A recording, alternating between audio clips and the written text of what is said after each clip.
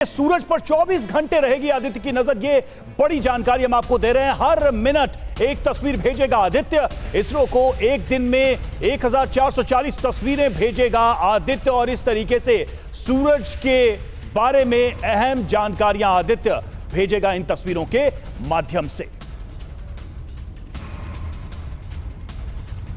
तो बिल्कुल ये एक ऐसी कह सकते हैं कि ऐसी स्थिति है भारत के लिए जहां पर भारत ने अपने आप को पूरी दुनिया के स्पेस मैप पे एस्टैब्लिश किया है। हम चाहेंगे मनीष जी, जो कि आप वैज्ञानिक हैं, आपसे बेहतर कौन समझाएगा, हम चाहेंगे जरा हमारे इस मॉडल के पास हमारे साथ आइए।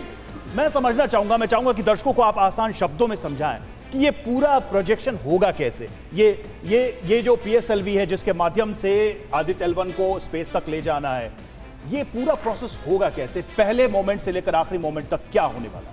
ओके, देखिए अपना है PSLV एक्सेल मतलब एक्स्ट्रा पावरफुल लॉन्च व्हीकल जो है। तो यहाँ पर ये जो हमें दिख रहे हैं ना, इनको कहते हैं सॉलिड बूस्टर मोटर्स। तो ऐसी 6 सॉलिड बूस्टर मोटर्स लगी हुई हैं आज जो लॉन्च व्हीकल जाना उसके अंदर। फिर ये होती है first stage, then second stage. ये लोअर पार्ट में जो आप बता, हाँ, ये फर्स्ट स्टेज है।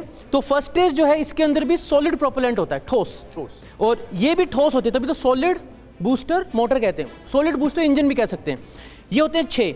इसके अलावा एक यहाँ पर छुप रहा है, एक छोटा सा होता है, जैसे मान लीजिए ये यहाँ ये मान लीजिए जी, ये जो है ये इंजन नहीं है, ये करेगा इसकी थ्रस्ट को कंट्रोल। मतलब जब रॉकेट जा रहा है तो उसके डायरेक्शन को एडजस्ट करने के लिए इसके अंदर हमने एक्स्ट्रा केमिकल भरे हुए हैं जो कि इसकी थ्रस्ट कंट्रोल करेंगे। मतलब जब ये यहाँ देखिए, ये जब जाता है तो पीछे दिखता है ना, ये जो फायरिंग हो रही है, तो उस फायरिंग से जब ये निकलता है तो उस फायरिंग को एडजस्ट करते हैं, इस नोजल की इस फायरिंग को एडजस्ट करते हैं जिससे कि हम इसके डायरेक्शन को कंट्रोल कर सकें। इसके डायरेक्शन को कंट्रोल कर सकें। नेक्स्ट, तो फिर और ये सब कुछ फर्स्ट स्टेज, ये फर्स्ट स्टेज है। तो इसमें क्या होगा ना, पहले 2 बूस्टर फायर होंगे, थोड़ी देर बाद 2 बूस्टर और फायर करेंगे, फिर 25 सेकंड बाद 6 के 6 बूस्टर फायर हो जाएंगे।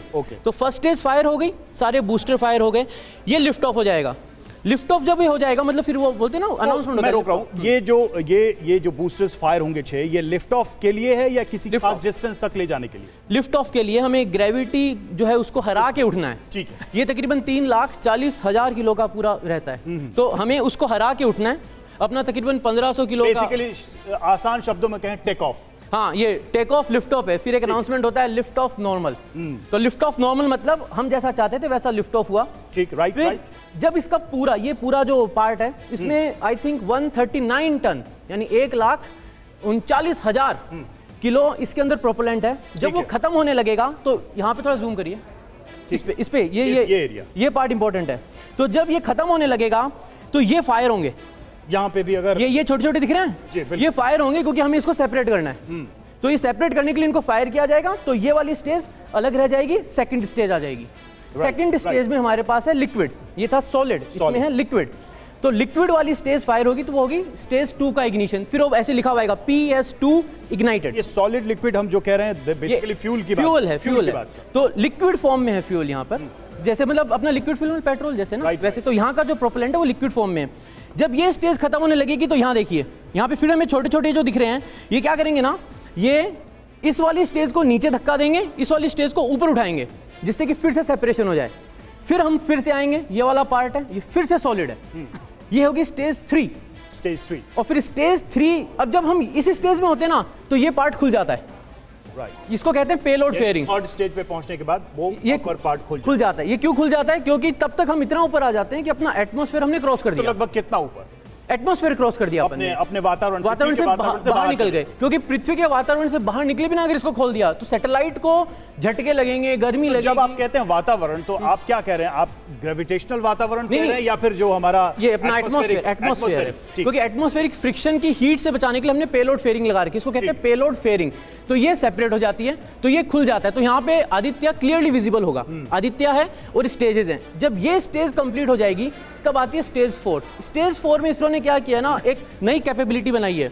हम स्टेज 4 जो है उसको अपने मन से चालू करके बंद कर सकते हैं। ये पूरा जो ड्यूरेशन है ये तकरीबन चलेगा 1 घंटा 3 मिनट। ये लिफ्ट ऑफ का जो पूरा प्रोसेस है, जब सैटेलाइट सेपरेट होगी तो 1 घंटा 3 मिनट कुछ सेकंड का है, तो एक एक सेकंड पे नजर रहेगी। वहां पे आपने देखा होगा मिशन कंट्रोल में बड़ी बड़ी स्क्रीन्स होती हैं, कंटिन्यूसली वो उसको नजर रखते हैं उस चीज पे। फिर जब हम फोर्थ स्टेज में आएंगे तो फोर्थ स्टेज के अंदर क्या होता है ना, एक होता है कॉस्टिंग फेज। हम एक बार फोर्थ स्टेज को फायर करेंगे और फिर उसको छोड़ देंगे। वो एक पर्टिकुलर स्पीड से चलता जाएगा चलता जाएगा चलता जाएगा चलता जाएगा, और फिर वेल कैलकुलेटेड पॉइंट पे जब पहुंचेंगे तो फिर फोर्थ स्टेज को हम फिर से फायर करेंगे। फायरिंग कैसे होती है ना, वॉल्व्स होते हैं, जैसे ही वॉल्व्स खोलेंगे वो जो प्रोपेलेंट है जैसे ही वो मिक्स होते हैं वो जल जाते हैं, मतलब मिक्स होते ही जल जाते हैं। वहां से हम पहुंच जाएंगे हमारी डेजिग्नेटेड ऑर्बिट में। डेजिग्नेटेड ऑर्बिट जो होगी, तो अगर ये अर्थ है तो वो ऑर्बिट ऐसी होगी कि एक पॉइंट होगा तकरीबन 230 किलोमीटर दूर अर्थ से, और दूसरा पॉइंट होगा तकरीबन 19,000 किलोमीटर दूर। तो एक ऐसी हाईली इलिप्टिकल ऑर्बिट में आप अगर इसको एक लाइन में समझाना चाहें, फोर्थ स्टेज के बाद उस ऑर्बिट में हम होंगे, आदित्य पहुंच जाए, और फिर 1 घंटा 3 मिनट कुछ सेकंड बाद आदित्य को वहां पे छोड़ दिया। जब हम कहते हैं फोर्थ स्टेज, तो ये सारे जो सब हो फ्यूल चुका है। इंजन लगे इनके फायर होने के बाद सब खत्म हो गया। फोर्थ स्टेज भी चौथा इंजन चल रहा ठीक है, था। चौथा इंजन वहां पे पहुंच जाएगा। आगे भी हम आपसे समझेंगे, आप अपनी जगह पे चले जाइए। तो जिस तरीके से इन्होंने विस्तार से समझाया, बहुत आसान शब्दों में समझाया कि आखिर ये पूरी की पूरी लॉन्चिंग शुरू कैसे होगी।